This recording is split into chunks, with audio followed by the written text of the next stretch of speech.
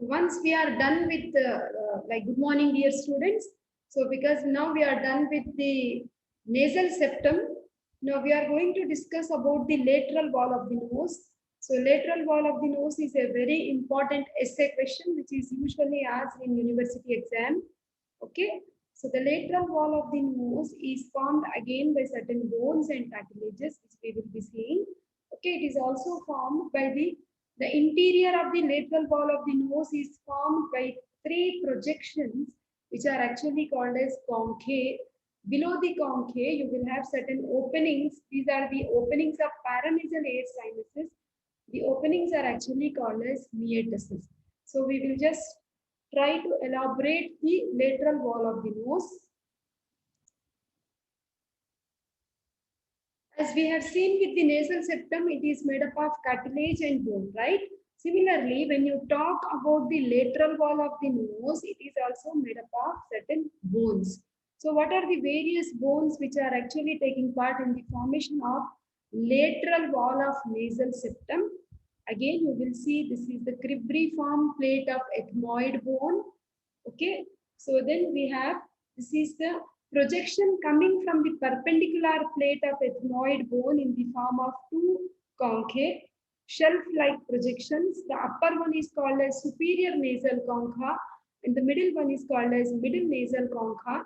And inferior nasal concha is a separate bone. It is not the part of ethmoid bone. Please remember, now when I tell you, like, see, this is the cribriform plate of ethmoid bone and this is the perpendicular plate of ethmoid bone which we have seen taking part in the formation of nasal septum. So from the perpendicular plate of ethmoid bone, if you observe in this picture, we have certain projections which are actually named as concave. So these concave are actually coming as shelf-like projections coming from the perpendicular plate of ethmoid bone. Okay, so this is the superior nasal concha and then middle nasal concha. So these are the parts of perpendicular plate of ethmoid bone and inferior nasal concha is a separate bone. We know posteriorly we have sphenoid bone and this opening is sphenoidal air sinus. The sphenoidal air sinus, you can see it is opening into the superior concha area. We will elaborate it more. Okay, then the other bones which are contributing, always red in color, we usually use this picture like here we are using it for palatine bone. We have perpendicular plate and the horizontal plate of the palatine bone. These are actually the sphenoid bones. We have medial pterygoid plate with pterygoid hamulus, lateral pterygoid plate. Okay, so these are the parts of the sphenoid bone. Okay, which are the plates of the pterygoid process. Okay, then the other bones we see here in the lateral wall of nose are lacrimal bone. Okay, the blue in color, whatever picture has been shown here, this sky blue in color has been shown for maxilla. So we have nasal surface of maxilla, we have palatine process of maxilla, we have for teeth alveolar process of maxilla. Okay, so all these are actually contribution of maxilla bone which is going into the formation of lateral wall of nose. Apart from that, orange in color for our convenience, it has been shown for the nasal bone. Blue in color is frontal bone and this opening is frontal air sinus. Okay, the empty space. Okay, so all these bones are actually contributing in the formation of lateral wall of nose. Okay, now when you see like in the cadaver, when we take the like mid-sagittal section of head and neck generally, each side of the nose, on the medial aspect of the lateral wall of the nose, you will find these shelf-like projections. These shelf-like projections are actually called as concave. Concave is plural, concha is singular. So we have superior nasal concha, also called as turbinate. Terminate word generally we use when you go to ENT for anatomy, we usually use the word concha. So this is the middle nasal concha and then we have inferior nasal concha. Okay, then you are finding this is the sphenoidal air sinus and I told you the sphenoidal air sinus is opening right above the superior nasal concha. The frontal bone is showing an empty cavity. This cavity is the frontal air sinus. Okay, and so all this is the lateral wall of the nose, which is viewed from the medial aspect and which is covered with mucous membrane. You can insert your finger into the nasal cavity and feel the slipperiness of the mucous membrane. Of course, make sure to wash your hands later. Okay, then the lower part of the lateral wall, you can see it is lined. This area is vestibule, which has smooth skin with hair, above which this area is called as limen. Okay, so at the level of the anterior aspect of the middle nasal concha, we have a structure called as agarnase. Agarnase. Okay, then now once you cut these conchae, the superior nasal concha, middle nasal concha, inferior nasal concha, if you cut below this, that means if you lift, there is a space which is called as meatus. So below the superior nasal concha, we have the superior meatus, superior nasal meatus. Below the middle nasal concha, we have the middle meatus. Below the inferior nasal concha, we have the inferior meatus. Okay, so we have superior meatus, middle meatus, and the inferior meatus. Now, if you observe, like this is the superior nasal concha which has been cut, and we have the superior meatus, right? Superior nasal meatus. Now you can see this is the sphenoidal air sinus. If you pass the probe, the sphenoidal air sinus is actually opening into the highest concha. That means above the superior meatus, you will see it's opening. Okay. Then below the middle nasal concha, this area is middle meatus, which is quite roomy, quite bulky, quite big.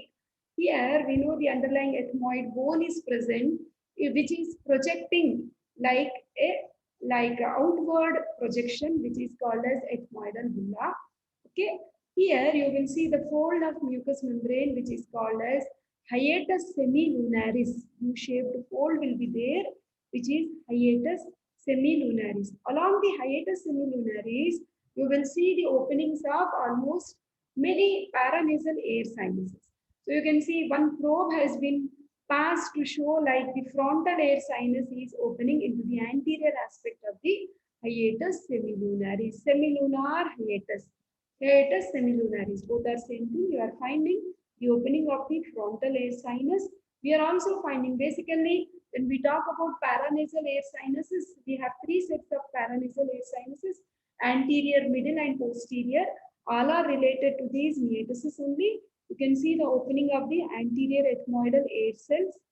Okay, in the middle part of the hiatus semilunaris, you are finding in the middle of the ethmoidal bulla, you are finding the opening of the middle ethmoidal air cells. Okay, then in the superior meatus, we are finding the opening of the posterior ethmoidal air cells, right? So these are the openings of the paranasal air sinuses. The biggest paranasal air sinus is maxillary sinus. This is also opening in the middle meatus associated with hiatus semilunaris. Okay, this is the inferior concha which has been cut, and this area is inferior meatus.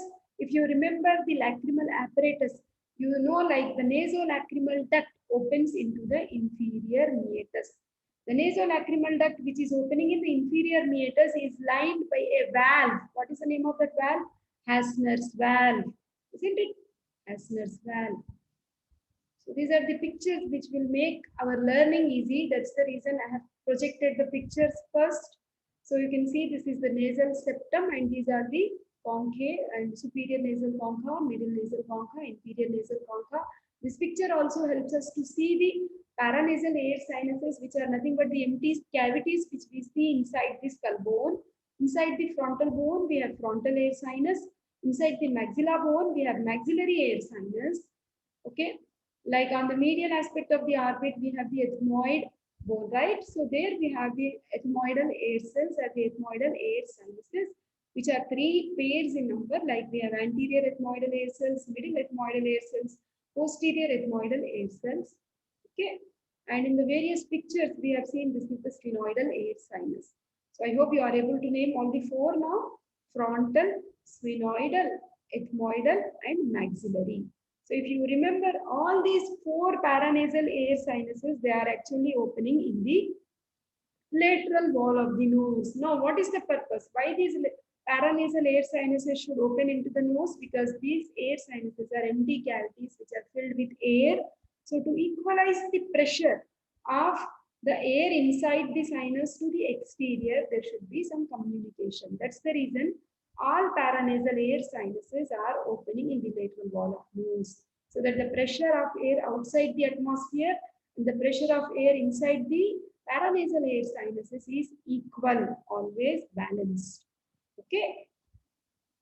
So you can see these are the ethmoidal air cells. In fact, this is frontal sinus. This is anterior ethmoidal air cells, middle ethmoidal air cells, posterior ethmoidal air cells. This is sphenoidal air sinus. Okay, these are the conchae, superior, middle, and inferior nasal conchae. And this is the bony contribution of lateral wall. In the lateral wall of this, you can see the cartilaginous contribution also. So the cartilage is lateral nasal cartilage, greater alar cartilage, alar fibrofatty tissue. Okay, the maxilla bone. This is a very good picture which gives a complete list of the bones which is forming the lateral wall of the nose. So maxillary contribution are frontal process of maxilla. We have anterior nasal spine. We have incisive canal. We have palatine process of maxilla. We have alveolar process. So these are the contributions from maxilla bone to the lateral wall of the nose. Okay, the nasal bone which is shown in yellow color. Okay, then frontal bone which is shown in orange color, the spine of the frontal bone. This is the cribriform plate of ethmoid bone. We have certain conchae. What are those? We have superior nasal concha, middle nasal concha. The other structures we have are, this is the uncinate process.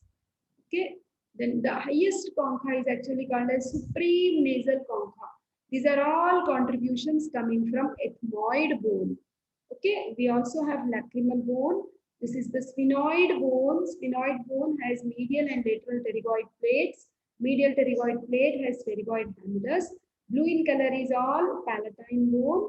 So we have like sphenoidal process of the palatine bone, orbital process of the palatine bone, then posterior nasal spine. Then we have like perpendicular plate of the palatine bone, and then we also have horizontal plate of palatine bone. I want everyone to practice this picture. Use colors of your choice, because lateral wall of the nose is an essay question. Okay, you should know the various bones forming. You should know the cartilages participating. You should know the mucosal folds, the names conchae, and the meatus openings of paranasal air sinuses. Okay, so that is all about the lateral wall of nose. In fact, okay. So of course we will have like blood vessels supplying and then venous drainage, as we have seen with the nasal septum. Once we are done with the picture skew way of understanding the lateral wall of nose, let us go in a texted way. So we know the lateral wall is formed by the bones like middle and the superior nasal concha of the labyrinth of ethmoid, and in inferior nasal concha, I told you it is a separate bone. So, and it is also contributed by nasal bone, okay, frontal process of maxilla, perpendicular plate of the palatine bone, then medial pterygoid plate of the sphenoid bone. The bony wall is covered by mucosa. It presents medially as superior, middle, and inferior nasal conchae, also called as turbinates. In between the conchae, we generally, if you lift this concha, underlying space is called as meatus. So we have three meatuses like superior meatus, middle meatus, and inferior meatus. The structures opening in the superior meatus are posterior ethmoidal air cells and the sphenoidal air sinus. Structures opening in the middle meatus are like you have this projection of ethmoid bone, which is bulla ethmoidalis, formed by the middle ethmoidal air sinus. The U-shaped fold is hiatus semilunaris. Depression with the openings, we are finding the maxillary air sinus opening. We are finding anterior ethmoidal air sinus opening. We are also finding the frontal air sinus. In the previous picture, I have shown with probes. Okay, so structure opening in the inferior meatus is nasolacrimal duct. In the anterior part of the middle meatus, you will see there is a depression called as atrium. The upper limit of this is agar nasal. This also I have shown you in my previous slide. The junction between the atrium and vestibule is called as Lyman nasal. Now coming to the blood supply of the nasal, like lateral wall of the nose, we have anterior superior part is supplied by the ophthalmic artery. Then anterior, then you will see inferior area is supplied by the alar branches of facial artery. Posterior superior part is supplied by the branches of sphenopalatine. Okay, and posterior inferior part is supplied by greater palatine artery. The venous drainage is draining into facial vein. Posterior aspect is draining into retropharyngeal and pterygoid plexus of veins. This area, it is draining into the inferior cerebral veins. The lymphatic drainage, anterior part of the lateral wall of nose is draining into submandibular lymph nodes, posterior part into retropharyngeal and upper deep cervical lymph nodes. Nerve supply, we have anterior ethmoidal, ophthalmic nerves, anterior superiorly, posterior superiorly, we have lateral nasal branches coming from pterygopalatine ganglion, posterior inferiorly, anterior palatine branches of pterygopalatine ganglion. Anterior inferiorly, we have anterior superior alveolar nerve, which is a branch coming from maxillary. Olfactory zone is from olfactory nerves. Secretomotor and vasomotor fibers are coming from pterygopalatine ganglion. Okay. You can see from this picture like how maxillary artery is giving its various branches to supply the lateral wall of the nose, right? So we usually divide this lateral wall of nose into 4 quadrants. You can see this is the maxillary artery, which is one of the branches of external carotid artery, which is actively participating in the supply of lateral wall of the nose. And we also, from this direction, we have facial artery.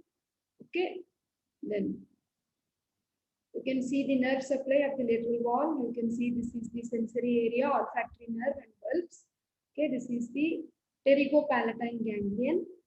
Okay, so like that you have these pictures will help us to just understand in a correct way like how the nerves are distributed. Already I have given you the list, right? Okay. You can see the labeled picture of the nerve supply. You can see the lateral wall of nose. We have olfactory nerves. We have anterior ethmoidal nerve. Then we have nasal branches coming from the pterygopalatine ganglion. Okay. Then we have nasopalatine nerves also. Okay, the same picture. Then blood supply. Also, we have seen anterior posterior ethmoidal artery and so many for the septum we have seen and also for the lateral wall. Now, once we are done with that, we are going to discuss about paranasal air sinuses. What are those? See, inside the frontal bone, we have frontal sinus. Inside the ethmoid bone, we have ethmoidal air cells, which are distributed in 3 sets. We have anterior, middle, and the posterior ethmoidal air sinuses are air cells. Inside the maxilla bone, we have maxillary air sinus. And inside the sphenoid bone, we have the sphenoidal air sinus. So now when you just take the skull bone, this is the maxilla bone, right? Anterior view of the skull. So in front, whatever sinus you are finding, you call it as maxillary air sinus. Okay. So it is also called as antrum of Highmore. So when you just check with the other sinuses, apart when you just see the other sinuses, the largest among all the sinuses is maxillary sinus. It is pyramidal in shape, lying just under the cheek, that is the zygomatic bone. The capacity of air inside the maxillary sinus is 30 ml. Okay. Now, this is the maxilla bone which has been cut to show the empty space, that is the maxillary air sinus. In different views you can see. This is the maxillary air sinus. So the anterior wall of the maxillary air sinus, anterolateral wall, is actually formed by the canine fossa. Posterior wall is formed by temporal surface of maxilla. This becomes the posterior wall. This becomes the anterior wall. This is the roof which is formed by the floor of the orbit, and this is the floor which is formed by the alveolar process of the maxilla and hard palate. The medial wall is the base of the maxillary sinus, which is formed by the lateral wall of the nasal cavity. Maxillary air sinus itself can come as a 5 marks question also. Okay, then now see here, we know like where is this maxillary air sinus opening? Opening into the posterior inferior end of the hiatus semilunaris, close to the roof of the sinus. Unfavorable for the drainage of sinus. So this is our orbit, and you have this is the maxillary air sinus. It is just forming a bend to open into the middle meatus. In children, the floor lies at or above the level of the floor of the nasal fossa.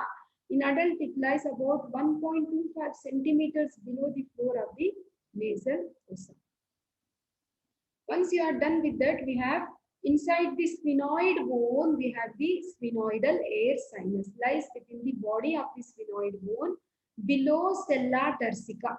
This structure we have named when we were doing cranial fossa, middle cranial fossa. It extends from dorsum sellae and posterior clinoid process. The average capacity is 7 ml. Then, if you remember, when we were doing the cavernous sinus, I told you this is the sphenoid bone. And inside the sphenoid bone, if you cut, we have this empty space inside the sphenoid bone, that is the sphenoidal air sinus. So, hence, superiorly, this sphenoid bone, that is the sella turcica area, where we have the pituitary gland. So, this fossa is hypophyseal fossa. Lateral wall, we know we have optic nerve, and this is the internal carotid artery. Floor is the nerve of pterygoid canal. Okay, then opening of the sphenoidal air sinus, it is opening into the sphenoethmoidal recess above the superior concha. You can see the probe. Then ethmoidal air sinus, I told you we have 3 sets: anterior, middle, and posterior. Ethmoidal air cells also they are called as. They are contained within the ethmoid bone between the nose and the orbit. So anterior and middle drains into the middle nasal meatus, whereas posterior drains into superior nasal meatus. Okay. Now frontal sinus, which is found inside the frontal bone, is the second largest paranasal air sinus next to maxillary air sinus. It is not symmetrical, right and left. Sometimes right may be large, left may be smaller, vice versa. Rarely symmetrical, contained within the frontal bone, separated from each other by a bony septum. Each sinus is roughly triangular, extending above to the medial end of the eyebrow. Okay, and backwards it is actually extending up to the medial part of the orbit. Okay, then frontonasal duct opens into the middle meatus. The average capacity, this is the frontal sinus, and you can see the average capacity is 7 ml, and the frontonasal duct, like it is only found in the 15% of people. So the drainage we have already discussed. Every sinus, frontal air sinus is opening into the middle meatus, hiatus semilunaris anteriorly.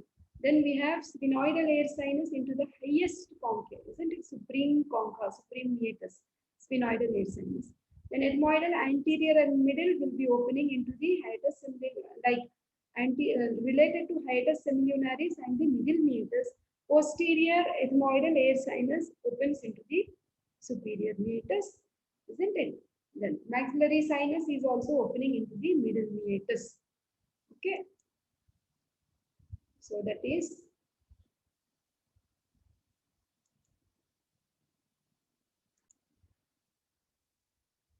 several applied aspects related to the nasal cavity and paranasal air sinuses are rhinitis, which is running nose. Okay, there may be certain stress, certain like outward projections coming from the nasal mucosa. They are called as nasal polyps.